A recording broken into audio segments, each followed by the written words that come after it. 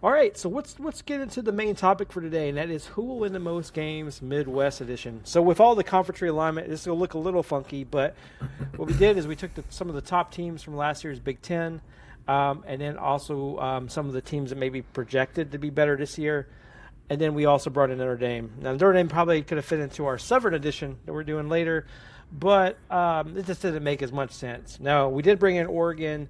And we did bring a USC into this discussion today just because they are in the Big Ten. So, I guess you can call this Midwest Edition, Conference Realignment Edition, because it kind of threw everything out of whack. But let's start first with the defending champions, Ohio State. Last year, they were obviously 14-2, 7-2 in conference. They returned 9 returning starters, 6 on offense, which includes Jeremiah Smith, Carnell Tate, Carson Hinsman on the tight end, the center, Austin Streetfield, the left guard, and then I can't even announce the solid right guard. So they have a pretty solid offensive, a couple pieces on the offensive line. They are missing some that went to the NFL, so they have to replace that. They obviously have to replace the quarterback. On the defensive side, they only have 3 returning starters, and this is where I feel like they will be hurt most by last year. Is they have 3, and that's Sonny Styles, Caleb Downs, Davison Espinoza. So a corner, a safety, and a linebacker. So they have a pretty solid foundation there. And they had some people that obviously played a little bit last year. They brought in a few transfers, but it's not going to be like the number 1 defense like it was last year. So I guess the biggest question here is, can they reload? Can they get back to contention and try to go back-to-back with the titles? But it will be a little bit of a difficult climb. So let's take a look at their schedule. They obviously open up the season against the Texas Longhorns. Then they go to the very tough Grambling State Tigers, and then to the Ohio Bobcats. And then they have Washington, Minnesota. They're at Illinois. They're at Wisconsin. They go to Penn. They play Penn State at home. They have Purdue in Purdue, UCLA at home, Rutgers at home, and then they go to Michigan. So if you look here, I would say the games we could probably talk about which ones we feel like they have an opportunity to lose would be Texas. I say Washington's a little tricky just because it's at Washington. Illinois is supposed to be – everybody has them in their top 10 because of their returning starters, which we'll talk about in a bit. And then you have Penn State and Michigan. UCLA is kind of out there, but it's at home. You don't know – and I'm just not sure what UCLA is going to look like yet. But what do you guys think? How many wins would you project here for Ohio State? We'll start with you, Jordan. With the returning starter, Demir Smith, I was seeing like he's going to be the first player ranked 100 on college football, the video game. But just the numbers he put up, I think any quarterback's going to be good, even though we really don't know who the starter is. When looking at the roster, they have like 17 quarterbacks in their quarterback room. So whoever that is going to have a good enough offense. I think the reloading of that defense, their defense wasn't that great early on in the season. And it took a second for them to rebuild that and get to a point where they were good. So I think they'll be fine on defense. I think this team has an easy chance of being a contender for the national championship once again and possibly winning it. Honestly, I could see them losing to Texas, especially everyone's so high on Arch. If he plays like he should be playing, I can see them losing to Texas. I can see them losing to Illinois just because it's at Illinois. I think Purdue looks really good this year, or it's going to look really good this year. Not Purdue, Penn State, not Purdue. Sorry. I have my hopes up as a Purdue alum. Yeah. Penn State's going to look pretty good this year with all their returners. Rutgers, never mind. You got to take shots at me. And then the toss-up game, I think they could lose 2 or 3 games up until Michigan, and then I don't know if they even know how to play against Michigan anymore. So I could see them losing. Like their ceiling for losing is 3, losing to Penn State, Illinois, just because it's at Illinois, and then Texas, especially if Arch is as good as everybody wants him to be, and then that Michigan.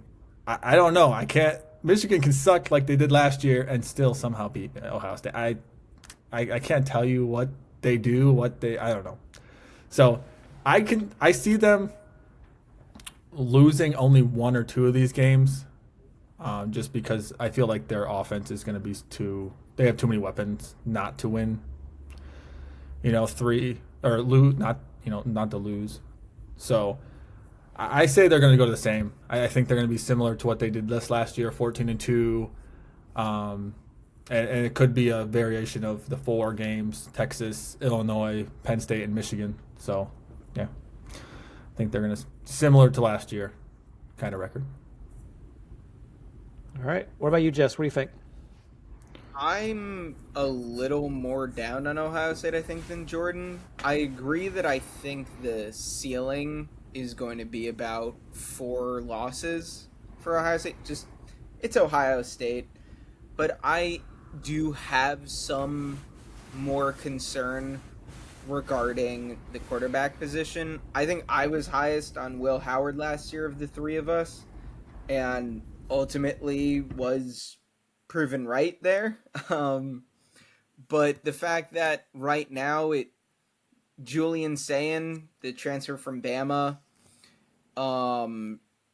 he might be the favorite, or it's Lincoln Kienholz. I really hope It's going to be right. Julian Sayin. If you watch the spring game, it wasn't even close. They're trying to make it a competition, I think, to keep Kienholz there, but I feel like it's going to be Julian Sayin. But my concern with Julian Sayin is he's short. And they usually have taller quarterbacks at Ohio State to look over the line and everything. I'm a little worried from that perspective that he's going to have a little more challenges than some of the other quarterbacks they've had. Yeah, I mean, they've got the freshman St. Clair, who is like the number 3 quarterback in this class, number 10 overall, I think. He is more of that traditional 6'4", 200-plus pound quarterback, but he is a true freshman. So I don't see him getting the job. But ultimately, quarterback play, they lost a lot of pieces on that offensive line. And it's hard to, especially with, how Florida State looked. Tony, you and I talked about this last week for the recap. You can't always just trust all these transfers to come in and just be the fits that you want. Now, saying if he's going to be the starter with how things looked in the spring game and spring training and everything, then he's had 12 pass attempts at Ohio State. This is his second season here. That's not much to go off of. And I think combine that with maybe some uncertainty surrounding the offensive line. They lost both tackles. I think they will lose week 1 against Texas. And then I could see with that game being at Illinois, again, still early-ish, right about the halfway mark, but not exactly a late season game there against Illinois. Penn State, a lot of returning starters. I think I am far and away the highest on Drew Aller of the 3 of us. Yeah. And with all those pieces missing on defense now that they lost, going to be a lot that they have to figure out. And then Michigan. At Michigan could be 0 whatever entering that game, and it's still not necessarily a gimme for Ohio State.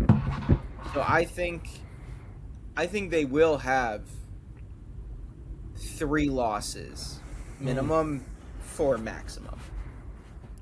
I guess I'm the highest on Ohio State, just because I figure like Ryan Day will get it figured out. They won't be as strong as they were last year. The defense won't be as good. The defensive line especially won't be as good to get after the quarterback. But they'll be able to score a lot of points, I feel, with this offense. And I feel they'll be outscoring teams more than maybe will be shutting them down. I honestly think they will beat Texas because they're going to Ohio State.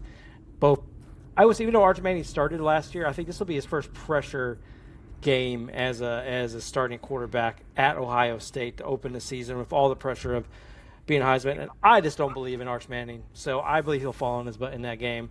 And so I think Ohio State will win that one. Where I feel like they'll have the most trouble will be that Illinois game because it's at Illinois. I don't feel they'll have any trouble with Penn State. I just not a Penn State believer. Penn State will be 10-2 in the playoff, and then to lose the game, they should win again. That's just my thing there. And then Michigan, you got to think maybe the pressure is off. They won the national championship. The pressure to beat Michigan, maybe it's gone now that they won the national title. You got to hope if you're an Ohio State fan, that's what the case is. So my thing here is I think they'll be 11-1 or 10-2, and then potentially make a run in the playoffs once Julian Sand gets some good starts behind him and has some good development throughout the year. We might have some bad games and some good games, but I feel like they'll figure it out by the end of the year, and they'll turn it into a pretty good season. Don't think they'll win the national championship, but I think they'll have a pretty good season.